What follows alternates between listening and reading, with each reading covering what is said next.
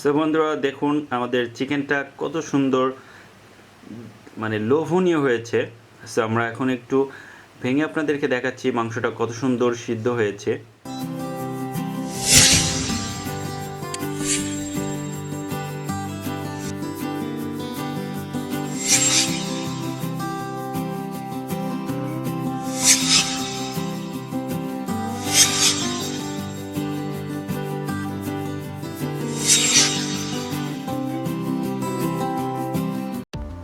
আসসালামু আলাইকুম বন্ধুরা, আশা করি সবাই ভালো আছেন ইনশাল্লাহ।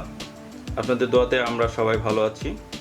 তো আপনাদের সাথে আজ শেয়ার করব আস্ত মুরগি কিভাবে আপনারা পারফেক্টলি রোস্ট করবেন এবং সুন্দর একটা নতুন স্বাদের নতুন ফ্লেভারে।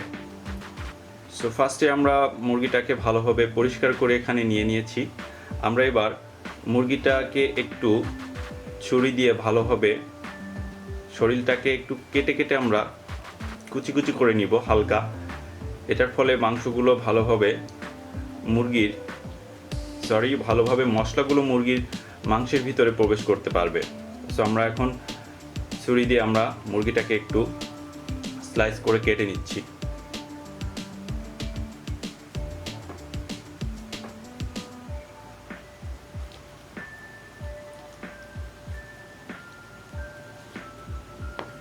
আপনারা এভাবে মুরগিটার উভয় পাশে ভালো করে কেটে নেবেন, খুব বেশি ডিপ করবেন না, তাহলে মাংসটা আউলিয়ে যাবে। আমরা রানের কাছেও একটু ভালোভাবে এভাবে একটু কেটে নিচ্ছি।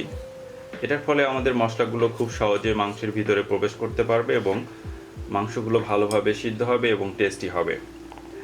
সো আপনারা যারা বাসায় এই রেসিপিটা ট্রাই করবেন, সো প্রথমে মাংসটাকে ভালোভাবে এভাবে কেটে নেবেন।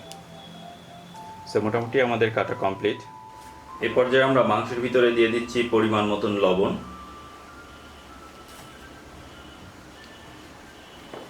এবং পরিমাণ মতন হলুদ।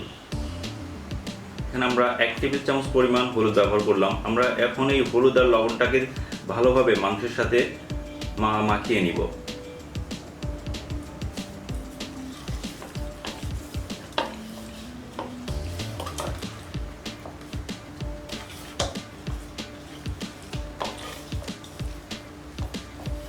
আমরা চিকেনটাকে গরম তেলে ভাজার আগে একটু হলুদ আর লবণ দিয়ে ভালোভাবে মাংসটা মাখিয়ে নিচ্ছি।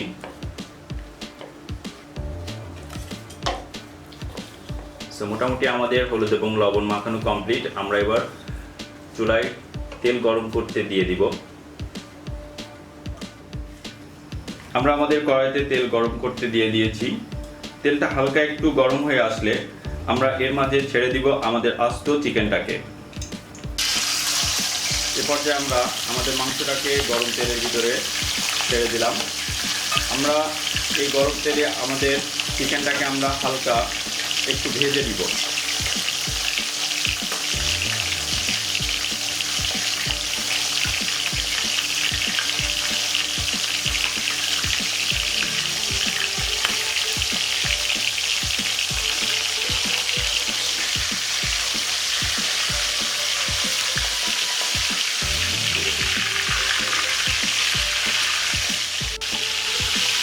আমরা মাংসটাকে উল্টিয়ে দিলাম। আমরা উভয় পাশ মোটামুটি একটু ভালোভাবে আমরা ভেজে নিব, খুব বেশি ভাজবো না।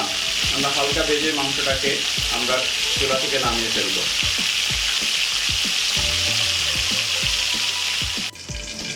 আমরা এবার আমাদের চিকেন যে মাংসটাতে আমরা ভাজি করলাম সেই তেলের ভিতরে আমরা ছেড়ে দিচ্ছি শুকনা মরিচের বাটা মশলা। এখানে আমরা পরিমাণ মতন আপনারা এখানে ঝালটা ব্যবহার করবেন। আমরা এখানে 3 টেবিল চামচ পরিমাণ দিয়ে দিলাম। এ পর্যায়ে আমরা দিয়ে দিচ্ছি পেঁয়াজ বাটা 2 টেবিল চামচ পরিমাণ, 2 টেবিল চামচ পরিমাণ রসুন বাটা,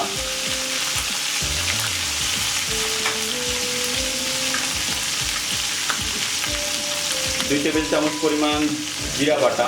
আমরা আজকে রেসিপিটা সম্পূর্ণ বাটা মশলায় করব। বাটা মশলা দিয়ে আপনার রেসিপিটা তৈরি করলে স্বাদটা বেড়ে যায়। এবার দিয়ে দিচ্ছি আপনার গরম মশলা বাটা এবং আদা বাটা। আদা বাটা এখানে আমরা 1 টেবিল চামচ পরিমাণ নিয়েছি, যেহেতু আমাদের চিকেন তো এখানে বেশি লাগবে না। আর আমরা এ পর্যায়ে ব্যবহার করছি কালো গোলমরিচের গুঁড়া, এটা 1 টেবিল চামচ পরিমাণ আমরা এখানে দিয়ে দিচ্ছি। এটা ব্যবহার করলে মাংসের স্বাদটা বহুগুণে বেড়ে যায়। তো আপনারা চেষ্টা করবেন এই গোলমরিচের পাউডারটা ব্যবহার করার। পরিমাণ মতন লবণ দিয়ে দিচ্ছি, 1 টেবিল চামচ পরিমাণ হলুদের গুঁড়া। এবার আমরা সম্পূর্ণ মশলাটাকে ভালোভাবে নেড়েচেড়ে কষিয়ে নিব। যতক্ষণ মশলাগুলো ভালোভাবে একে অপরের সাথে মিশে না যাচ্ছে ততক্ষণ আমরা মাংসগুলোকে একটু নেড়েচেড়ে কষাতে থাকবো। তো এভাবে কিছুক্ষণ কষানোর আপনারা দেখতে পাবেন যে মশলার কালারটাও চেঞ্জ হয়ে এসছে এবং খুব সুন্দর একটা ফ্লেভার ছেড়েছে।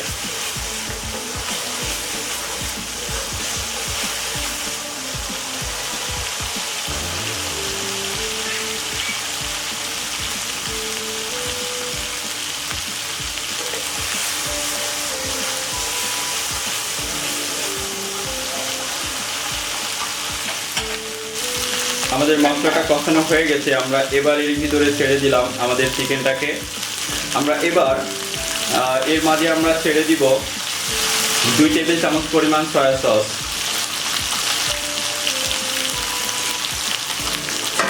আমরা আমাদের আজকের রোস্টে আমরা একটু সয়া সসটা ইউজ করছি, এটা আপনাদের বাসায় না থাকলে আপনারা এটা স্কিপ করতে পারেন।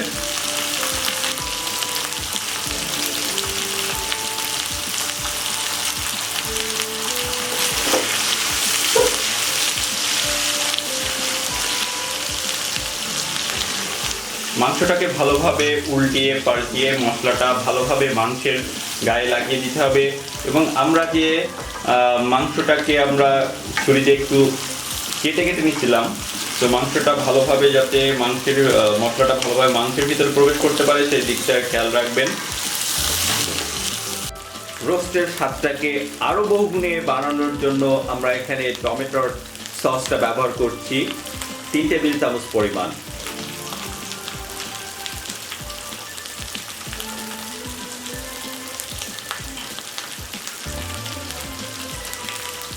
টমেটোর সসটা ব্যবহারের ফলে মাংসের ফ্লেভারটা বহুগুণে বেড়ে যাবে এবং ডিফারেন্ট একটা ফ্লেভার আপনারা উপভোগ করতে পারবেন, স্বাদ নিতে পারবেন।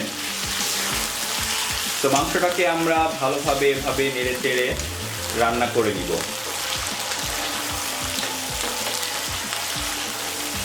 দেখতেই পাচ্ছেন সুন্দর একটা কালার চলে এসছে এবং দারুণ একটা ঘ্রাণ ছেড়েছে। আপনারা যখন এভাবে রান্না করবেন তাহলে আপনারা তখন বুঝতে পারবেন যে আসলে কতটা সুন্দর একটা ফ্লেভার ছড়িয়ে গেছে।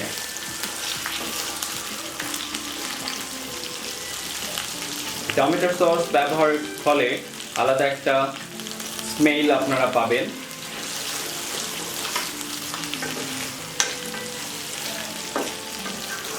যারা নতুন রান্না পারেন না এবং যারা ব্যাচেলর বাসায় থাকেন তাদের জন্য আজকের রেসিপিটা খুবই উপকারী এবং সহজ। আপনারা যে কেউ ঘরোয়া পদ্ধতিতে ঘরের যে কোনো থাকা উপকরণ মশলা দিয়ে আপনারা এই রেসিপিটা তৈরি করতে পারবেন খুব সহজেই।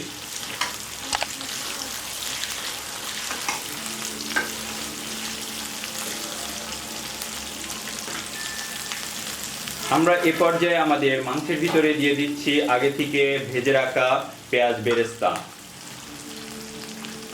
এই বেরেস্তাটা দেওয়ার ফলে মাংসে আলাদা আরো একটা ফ্লেভার অ্যাড হবে।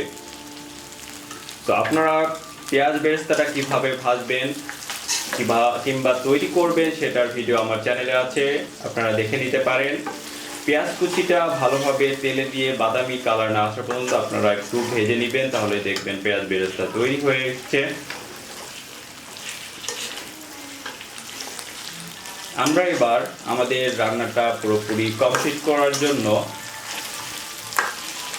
মাংসের ভিতরে আমরা অ্যাড করব পানি।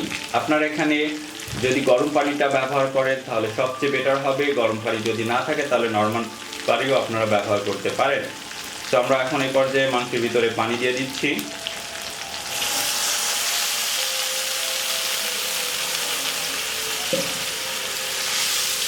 আমরা মাংসের ভিতরে 2 কাপ পরিমাণ পানি ব্যবহার করলাম। এই পানিতে আমরা আমাদের চিকেনটাকে সিদ্ধ করে রান্না করে নিব। তো মোটামুটি আশা করা যায় এই 2 কাপ পরিমাণ পানিতে আমাদের রান্নাটা কমপ্লিট হয়ে যাবে।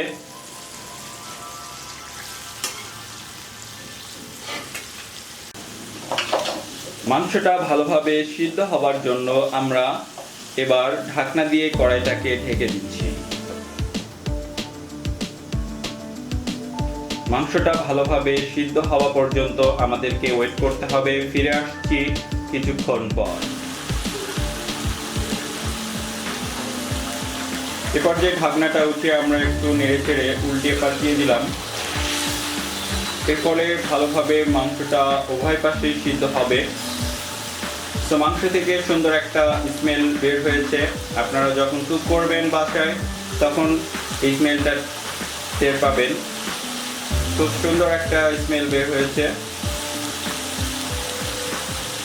আর দেখতে অসাধারণ লাগছে। খুবই লোভনীয় একটা চিকেন রোস্ট।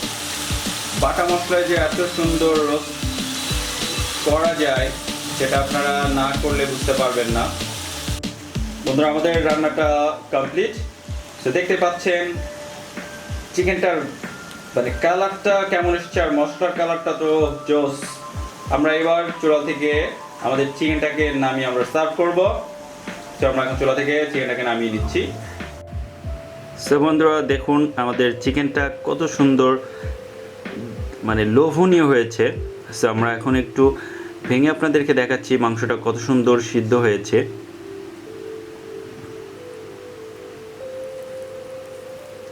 দেখুন মাংসটা কত সুন্দর সিদ্ধ হয়েছে, এই যে আপনারা দেখতে পাচ্ছেন। আপনার বাসায় যখন ট্রাই করবেন তখন দেখতে পারবেন মাংসটা খুব সুন্দর সিদ্ধ হয়েছে। খেতে অসাধারণ টেস্ট, দারুণ লাগছে খেতে। আপনারা খেলে বুঝতে পারবেন। সো বন্ধুরা, এই ছিল আজকের খুব সহজ একটা রেসিপি।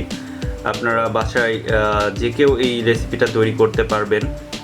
একদমই ঘরোয়াভাবে বাসায় থাকা উপকরণ দিয়ে আপনারা এই রেসিপিটা তৈরি করতে পারবেন। আর বাটা মশলায় যে কোনো রেসিপি তৈরি করলে এর স্বাদটা অনেক ডিফারেন্ট একটা স্বাদ পাওয়া যায়। আর যেহেতু আমরা বাঙালিরা একটু বাটা মশলায় মাংস কিংবা যে কোনো উপকরণ রান্না করে খেতে একটু বেশি পছন্দ করি।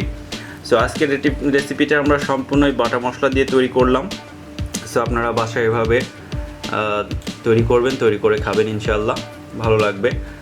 আর ভিডিওতে অবশ্যই একটা লাইক দিবেন, শেয়ার করে সবাইকে দেখার সুযোগ করে দিবেন। আর যারা আমাদের চ্যানেলটা এখনও সাবস্ক্রাইব করেন নাই, তারা চ্যানেলটা সাবস্ক্রাইব করে আমাদের সাথে থাকবেন। দেখা হবে আবার নতুন কোনো রেসিপি নিয়ে। ততদিন আল্লাহ হাফেজ।